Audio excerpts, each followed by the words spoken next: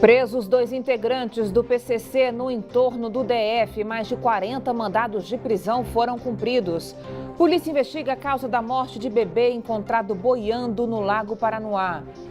Confusão no Hospital de Santa Maria, nervoso com a falta de atendimento. Policial militar discute com médico e saca arma. Abraça inaugura espaço escolar e de acolhimento para crianças em tratamento contra o câncer.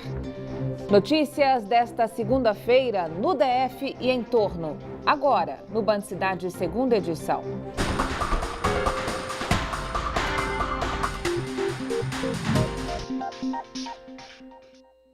Olá, boa noite para você, seja muito bem-vindo. A Polícia Civil foi às ruas hoje cedo em uma operação para conter o avanço da facção criminosa conhecida como PCC aqui no DF, hein? Foram cumpridos mais de 40 mandados de prisão. Priscila Cesário da Silva, de 26 anos, e Magdiel de Oliveira, de 20 anos, foram presos nesta segunda-feira no Novo Gama. Na casa dele foi encontrada uma estufa para cultivo de maconha, mas esse não foi o principal motivo das prisões. A dupla é suspeita de integrar uma célula da Organização Criminosa de São Paulo, o primeiro comando da capital, PCC, que tentava se instalar nas prisões de Brasília e do entorno em Goiás. Priscila e Magdiel não foram os únicos alvos da Operação Legião, da Polícia Civil do Distrito Federal. Ao todo foram cumpridos 45 mandados de prisão, 6 no Paraná e os demais aqui no Distrito Federal e no entorno. Priscila e Magdiel eram os únicos que não estavam presos ainda. Os demais atuavam de dentro dos presídios. Agora devem passar mais tempo na cadeia. Em alguns casos, a gente tem criminosos que já estavam em regime semiaberto. Elas regridem e voltam para o regime fechado. Em outros casos, o criminoso que imaginava sair em um determinado tempo, ele vai ter um acréscimo de pena provocado pela prisão que hoje a gente cumpriu. O delegado esclarece que 9 mandados de prisão ainda não foram cumpridos, mas essas pessoas continuam na mira da polícia, agora como foragidas. As investigações e as diligências para a prisão dessas pessoas, elas continuam sendo desenvolvidas nas próximas semanas e provavelmente boa parte delas vai ser detida. O delegado esclarece ainda que esta é a 4ª operação em 10 anos para conter o avanço do PCC no Distrito Federal. A primeira fase desta mais recente ação policial começou no dia 2 deste mês, quando equipes da Polícia Civil do DF realizaram buscas num presídio em Foz do Iguaçu, no Paraná. Para onde se olha aqui em Brasília, é possível admirar a beleza do Lago Paranoá. Não é à toa que o governo construiu o Deck Norte e deve terminar o Deck Sul até o aniversário da capital. O problema é que entregar uma obra não significa esquecê-la para sempre. É preciso manutenção. O deck da parte norte, por exemplo, está abandonado. Será que vai acontecer o mesmo com o Deck Sul? Há um custo de quase 11 milhões. O que se espera, no mínimo, é cuidado permanente. Veja na reportagem de Érica Blaney. O novo espaço de lazer e preservação ambiental fica no final da L4 Sul. Tem parquinho, quadra de esportes, academia da terceira idade, mesas de jogos e um visual deslumbrante do Lago Paranoá, que pode ser apreciado ao longo dos 500 metros do deck feito de madeira. Uma das críticas é a proximidade da estação de tratamento de esgoto da CAESB. Outra é que o local tem poucas vagas de estacionamento em relação ao número de pessoas que o governo do DF espera receber. Em média, 6 mil visitantes por semana. De acordo com a avaliação do governo, 80% das obras aqui no Deck Sul estão concluídas. A expectativa é inaugurar o espaço ainda neste semestre. E sabe quanto esta infraestrutura de 7.400 metros quadrados custou? 10 milhões e 700 mil reais. Já na outra ponta da asa do avião de Niemeyer, temos o calçadão da Asa Norte. Este espaço é 3 vezes maior, tem cerca de 22 mil metros quadrados. Foi inaugurado em 2011. Na época, custou bem menos, 4 milhões de reais. Uma realidade bem diferente do deck sul. Neste outro lado, um investimento milionário parece abandonado às traças. Sem manutenção permanente, o parquinho está quebrado. As gangorras foram arrancadas. Os balanços provisoriamente desativados. O lixo tem tomado conta. Até os bancos de concreto estão destruídos. Eu acho que isso aqui nunca teve manutenção. Desde que eu conheço esse deck, eu acho que nunca arrumaram nada aqui. Ao contrário, tudo está caindo e eles deixam do jeito que está. Tem lugares no meio do deck que, como queimaram, tem um buraco. A pessoa à noite caminhando aqui pode cair no meio do deck. Esse lugar aqui é um lugar muito bonito que deve ser preservado. Já trouxe vários amigos que chegam de outros lugares e eles acham o lugar lindo, mas mal conservado. A administração do plano piloto informou que o deck norte passou por reforma em dezembro do ano passado e revelou que, por enquanto, não há contrato para novas obras. Já a Novacap esclareceu que está em curso uma nova licitação para a manutenção de equipamentos públicos. O processo, de mais de 20 milhões de reais, está em análise no Tribunal de Contas. Enem, a banca examinadora das provas mudou e a taxa de inscrição vai ficar mais cara esse ano. Quem tem mais informações ao vivo é o repórter Rodrigo Nunes. Rodrigo, boa noite para você. Boa noite, Carol. Boa noite a todos que acompanham o Band Cidade. O valor da taxa de inscrição vai ficar R$ 14,00 mais cara em comparação ao ano passado. A partir de agora, o candidato vai ter de pagar R$ 82,00 para realizar a prova do Enem. Quem tem mais informações sobre o assunto é a Maria Inês Fini, que é presidente do INEP, e conversa com a gente neste instante. Boa noite. O porquê desse reajuste? Vai ficar um pouco salgado aí para o candidato? Olha, na verdade, nós estamos fazendo apenas o ajuste das taxas praticadas anteriormente. 14% desses 20% de aumento, na verdade, se referem aos INPC antigos, que nunca foram aplicados, e 6% ao INPC do ano passado. Agora, eu gostaria de lembrar que a maioria dos candidatos, 70%, estão isentos dessa taxa de inscrição e são beneficiários de todas as políticas de gratuidade que o Brasil já organizou. Agora, além dessa mudança aí no valor da inscrição, temos outras novidades para essa edição do Enem, não é? A mais importante é a realização do exame em 2 domingos e não em 2 dias consecutivos. Era uma reivindicação de jovens que participam, que acusavam de muito cansaço essa jornada intensiva, e a motivação mais forte foi respeitar os sabatistas que ficavam trancafiados numa sala até o pôr do sol para realizar a mesma prova. Além disso, nós estamos incrementando mecanismos de segurança por aconselhamento da Polícia Federal. Teremos provas identificadas para todos os alunos, o cartão de resposta virá encartado na prova, e a mais significativa mudança é que estamos adotando a possibilidade do acesso a uma modalidade experimental oferecida aos surdos, portadores de surdez, que poderão optar pela prova em vídeo-libras pela primeira vez.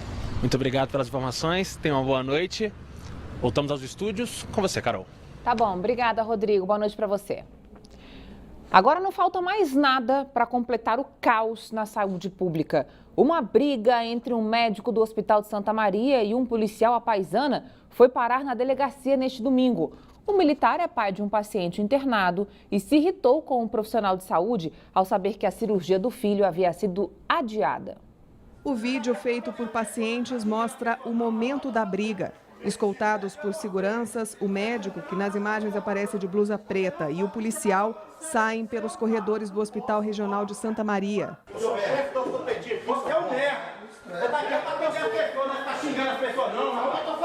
Depois de uma série de xingamentos, o policial à paisana saca a arma e a aponta em direção ao médico.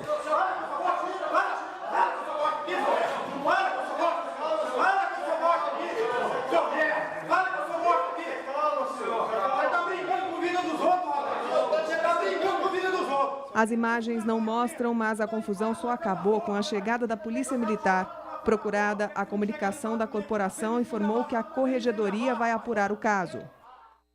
Olha, o policial militar não pode sacar arma fora de serviço à paisana para tentar resolver um problema pessoal.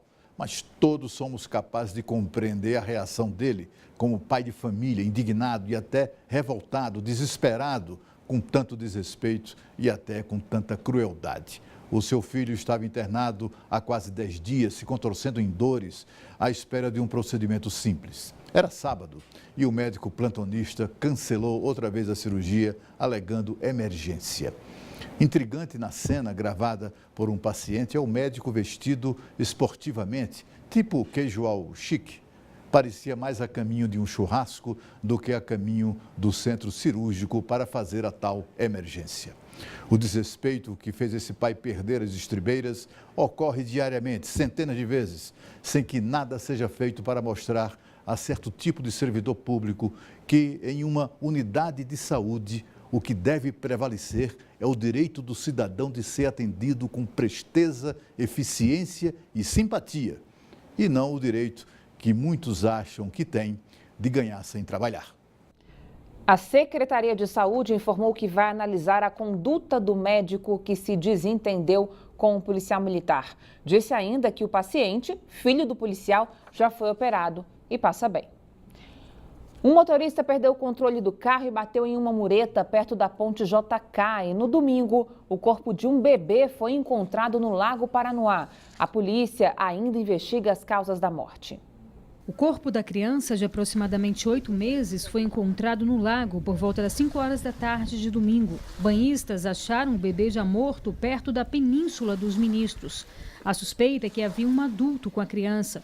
Por isso, os bombeiros continuaram com as buscas nesta manhã. Ainda não é possível informar se a causa da morte foi afogamento. Mais tarde, um homem de 49 anos bateu o carro em uma mureta no viaduto próximo ao CCBB, sentido Ponte JK. Uma faixa foi interditada. O automóvel ficou completamente destruído. Dentro dele também estavam 2 crianças de 5 e 6 anos de idade e uma senhora.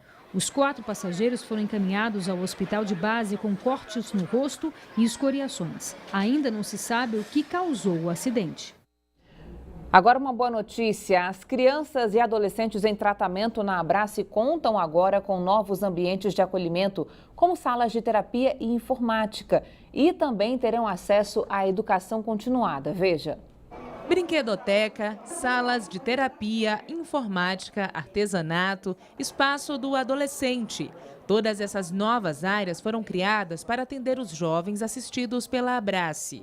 Mas a maior novidade da Casa de Apoio é a sala de aula. A partir de agora, as crianças de outros estados que saíram da escola para fazer tratamento em Brasília terão a oportunidade de dar continuidade aos estudos para não perderem o ano letivo. A permanência na escola, o convívio com os coleguinhas, saber que quando ele voltar ele vai continuar a estudar, saber que a vida dele está caminhando normal, isso faz bem para a sua autoestima, isso faz bem para o seu emocional e com certeza contribui para a recuperação da sua saúde.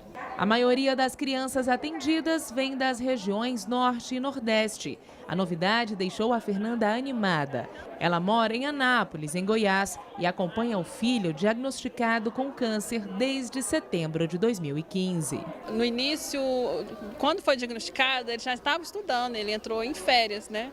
Aí, devido a ele começar a fazer a quimioterapia, ele não pôde mais participar das aulas, né? Então, aqui ele pôde ter, sim, esse apoio pedagógico. Na unidade também foi inaugurado o espaço Renascer.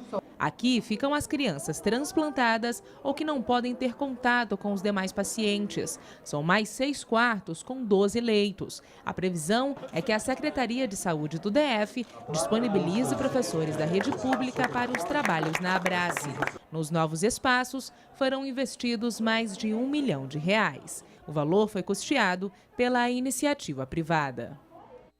O abrigo Bezerra de Menezes, em Ceilândia Norte, é o refúgio de muitas crianças que sofrem ou sofreram algum tipo de agressão ou que estão em processo de adoção.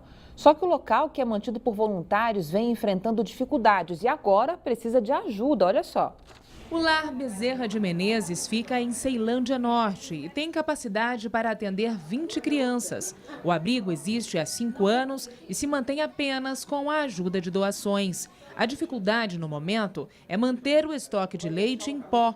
Como a demanda do local é grande, o consumo é alto. Atualmente nós temos 12 crianças, dentre essas 12, 7 são bebês recém-nascidos com dias de vida e nós estamos realmente tendo um consumo muito elevado de leite. Então, diariamente a gente consome em média 3, 4 latas de leite por dia, isso faz com que a gente tenha um consumo muito excessivo durante a semana e durante o mês. 10 latas de leite. Este é o último estoque da casa, que no momento ajuda 12 crianças, 7 delas recém-nascidas. O alimento dá para uma semana e o custo é alto. Os valores das latas chegam a R$ 80. Se a gente multiplicar o preço por 30 dias, os gastos ultrapassam os R$ 2.000. O lar conta com 18 pessoas que auxiliam os trabalhos da casa. A Laís chegou no abrigo como voluntária depois de conhecer o projeto por meio de uma amiga. Era para ser um estágio temporário, mas há cerca de um ano ela ajuda como assistente social. Me apaixonei pelo trabalho. E eu faria isso assim a minha vida toda de graça, porque é um trabalho que realmente eu acredito.